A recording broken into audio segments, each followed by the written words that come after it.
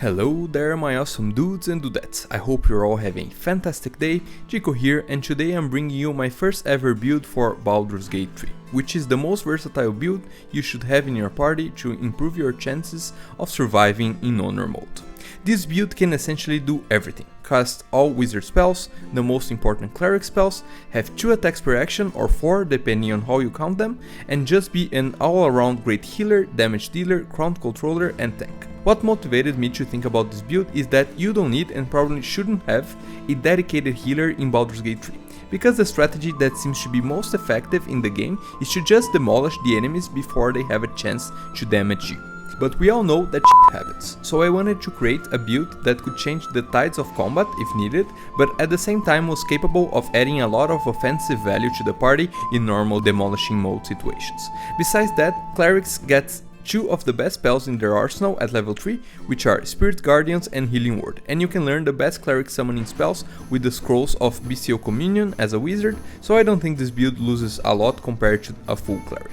And since different parties need different things, I will be showcasing first the base build, which is the way I played it, and then I'll cover a cool variation that can be done to increase the early game power, another variation to increase your spellcasting damage, and a third one to be the best healer in the game, which again, I don't think you need it, but it can be a cool option as well. I've been thinking quite a bit on how to showcase this build for you, since there's a lot to talk about and so many nuances to discuss, so let me know in the comments if you enjoyed the structure of this video and how I can improve it. And before we start, I will be mentioning some late game items and abilities, and will be showcasing the build on random Act 3 fights later on, so minor spoiler alert. The secret of this build lies in combining 5 levels of Cleric with a Wizard dip and then 6 levels of Swordsbard. With this combination we will be full spellcasters and also gain some great martial abilities due to the Swordsbard. You can either follow the red arrow and level up as a cleric until level 5, or you can follow the blue arrow and start as a bard. If you are the only cleric in the party, I would strongly recommend starting as a cleric, because there are so many useful spells that the party can utilize through acts 1 and 2. Otherwise, start as a bard if you want a more balanced mix between spellcasting and martial abilities. It is important to include the wizard dip between our cleric and bard levels to make better use of the high level spell slots.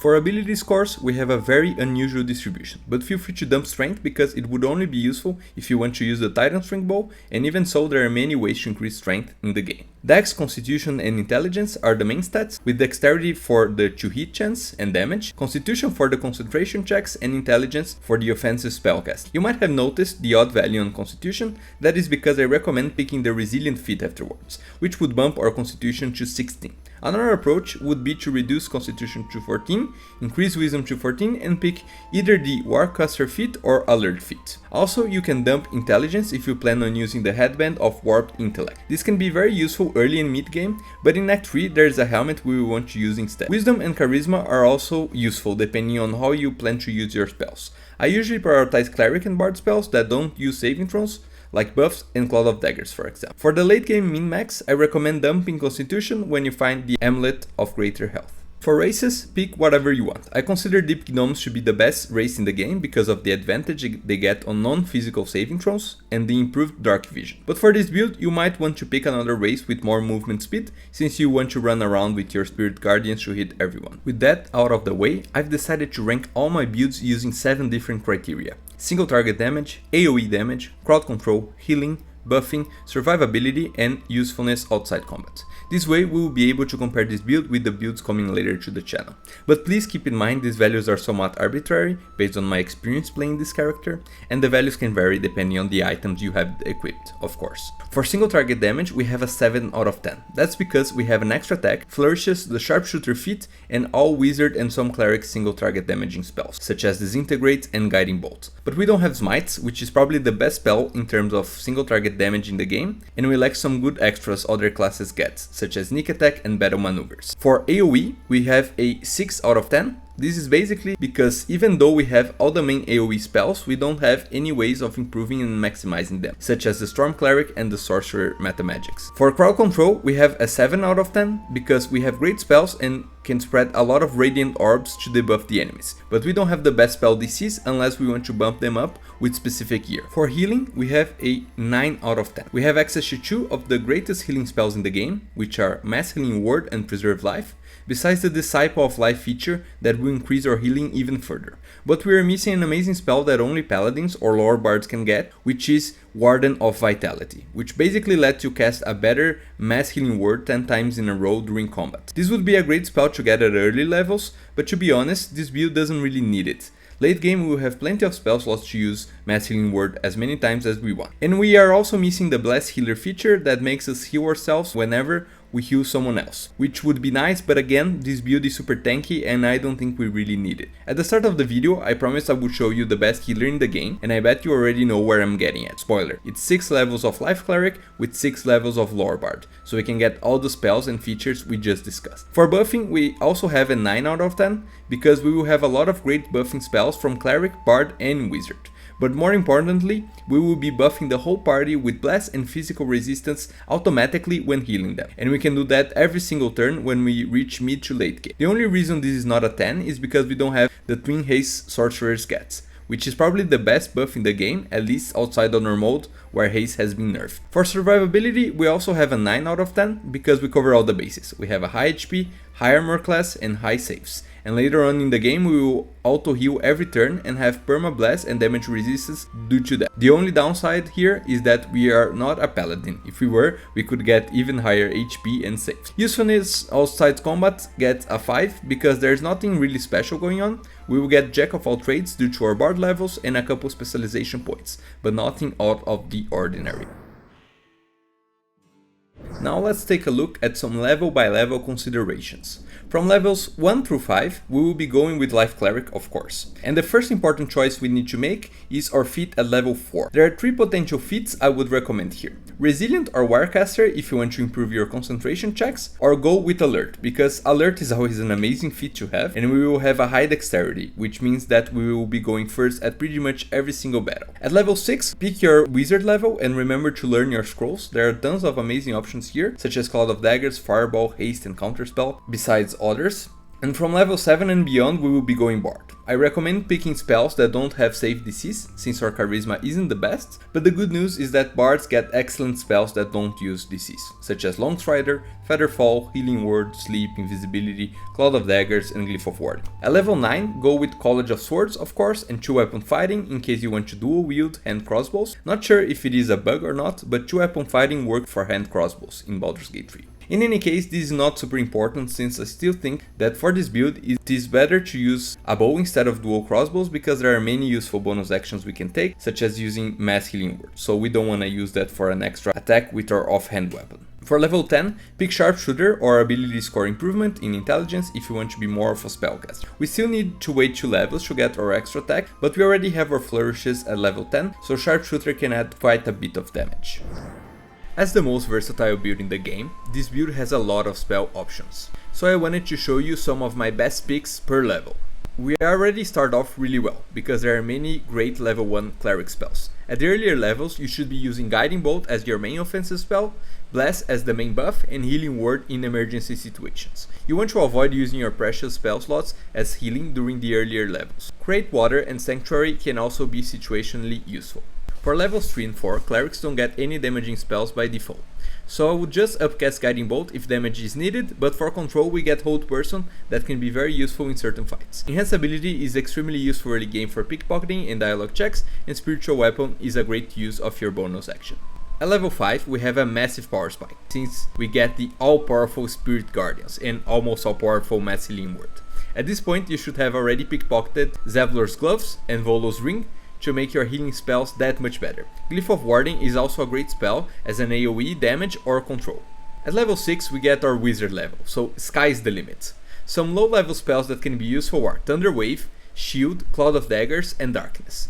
Great level 3 spells are Counterspell, Haste and Fireball, as I have already mentioned it.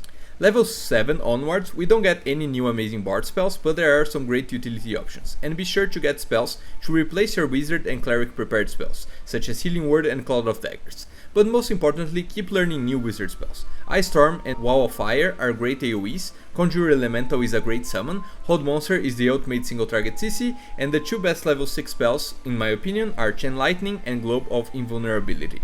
Again, this build has a lot of spells, so remember to double check your prepared spells before important battles.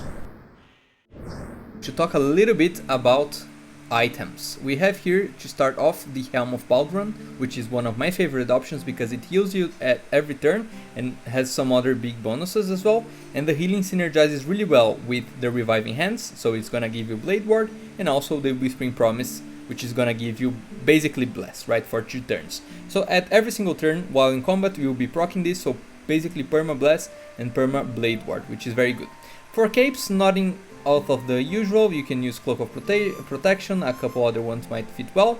For armor, I like the Armor of Agility because you're gonna have a pretty high dexterity, so it's good. We can have a 23 AC here, nothing crazy, but really good AC.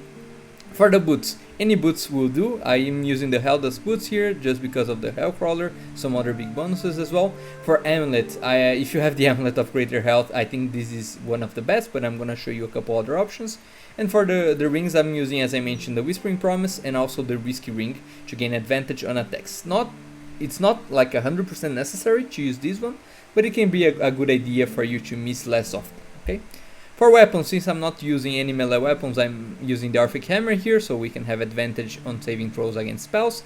There are many other options as well you can use. And for shield, I would say the Sentinel Shield is the best one just because of the +3 bonus to initiative rolls, right? And advantage on perception checks, but that doesn't really matter. The initiative rolls is what we're aiming for. For bows, the Deadshot for me is the best option because we do have the Sharpshooter feat, so we don't really need a lot of damage in our bows. Obviously the more the better, but I think having some extra chance to hit, it is better on this build, and we're gonna have some extra crit as well that doesn't hurt, right? So the Deadshot, really good bow option. So, to talk about other options we have here. For melee, we have a bunch. So, Staff of Spell Power, if you want to have a little bit more save DCs. We have the Falar Aloof, you can get this at the start of the game. The Handmaiden's Mace, if you want to have more strength, right? Especially if you're using the Titan String Bow, this can be a good idea. We have the Blood of Lathander, again, all around good weapon, especially for a healer. And the Devotee's Mace. Again, for a healer, this is really good because you get an AoE healing aura that you can cast every turn as a bonus action. Other rings are the Callous Glow ring, because especially if you're using like the Blood of Lathander or the Contour Mail, not sure how to pronounce this, you'll be shining all the time. Otherwise, you can just cast Light and deal 2 more damage per target. And this is radiant damage. It doesn't mention it, but it is radiant. We also have the Cossack Band for more damage. The Strange Conduit ring, again for more damage. We'll probably be concentrating on something most of the fights, and as I mentioned, Ring of Regeneration can be good. For amulets, if you don't want to use, or if you don't have it yet, you can use the Brood Mother's Revenge, which is a very good amulet to deal extra damage, right? When you heal someone, you get 1 to 6 poison damage. And the Amulet of the Devout can be a great option if you want to be more of a caster, and you're gonna gain another Channel Divinity, which is really good because we can use our Preserve Life action. Hellrider's Pride is basically a little bit worse than the gloves you get at Act 3, but this one you can get at Act 1. Then we have the Helldust Gloves if you want more damage and spell save DCs, very good option. The Gauntlets of Huge Giant Strength, again, if you're using the Titan String Bow, this can be a good idea. And for boots, we have Boots of Persistence, really good boots overall. Boots of Speed, again, using dash as a bonus action can be a really good idea, especially early game with this build. Disintegrating Nightwalkers, great boot you get at the start of the game.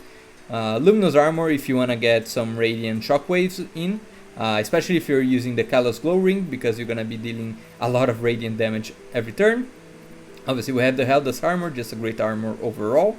And for the 2 bow options, I would say Gauntled Mail and Titan String Bow. Besides the Deadshot, these are the 3 best options, okay, depending what you want to go with. I'll say the Gauntled Mail seems a little bit, I don't know, a little bit less good than the other 2, but it's very thematic, right, for a cleric build. So maybe you want to go with this, otherwise just go with Titan String or the Deadshot. For shields, again, all good shields in the game. We have Shields of Devotion, we have Catherick Shield, and we have Viconia's Shield. All of them are great options. I prefer the Sentinel Shield just because of the 3 on initiative. There are some very cool variations you can do with this build. The first one, if you want to be a bit stronger early game, I suggest picking the Light Domain instead of the Life Domain. Besides getting great spells such as Scorching Ray at level 3 and Fireball at level 5, you will also get 2 useful abilities. Warding Flare, which is great early game because you won't have many uses for your reaction, and Radiance of Dawn, which has a big AoE and considerable damage early game. Very effective in destroying some goblins. The second one, if you want to be more of an offensive caster than a healer, is to go with the Tempest Domain. The main feature we get is the Destructive Wrath, which lets you maximize the damage of a Thunder or Lightning spell, which means dealing basically double the damage of a normal cast in average, and when you use that with a Chain Lightning, everything melts. You also get Wrath of the Storm, which is a great use for your reaction as well. And besides that, you get some good spells, more notably Call Lightning at level 5. Finally, the third build is the Ultimate Healer. By going 6 levels into Life Cleric and 6 levels into Lore Bard, you will get all the amazing features that boost healing spells, and you will get the best healing spells plus an extra channel Divinity to cast Preserve Life for a massive party heal. Just make sure you don't forget to pick Warden of Vitality with your magical secrets at Bard level 6. Then cast it at the start of every battle and keep spamming it until it's over. Okay, so to start off our little demonstration, I start with a Slashing Flourish, got lucky, got a crit, but remember we do have a 10% chance of critting. And guys, this will not be the flashiest demonstration ever, because this build is just all around balanced, right? It's not crazy at anything specific, but I want you to think about the many options I have with this build, right? So I can do basically anything and any turn. We're just checking I have my buffs on because I already healed myself since I started my turn.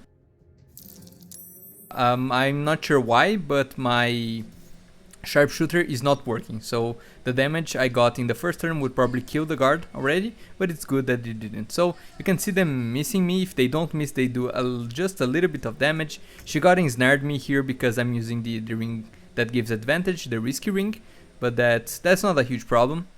And I think we're just gonna finish off the guards. Again, we're not dealing as much damage as we should. I don't know why it's not working, but we got another crit, very, very lucky.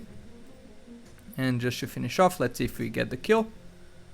Okay, we got it. So now I remember I have an elemental that didn't join the fight, so I'm putting the elemental in the fight. And again, we have plenty of spells, good attacks, summons that can help us with the battle, and we're super tanky, perma buffed with a lot of things.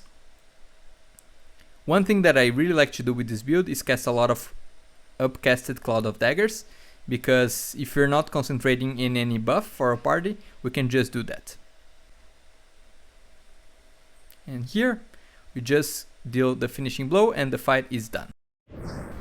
There you go, my dudes and dudettes. That was the build. Thank you so much for watching the video. Let me know in the comments how you would adapt that build for your playthrough, and please remember to leave a like and subscribe if you're willing to do so. The channel is just starting, so I would really appreciate.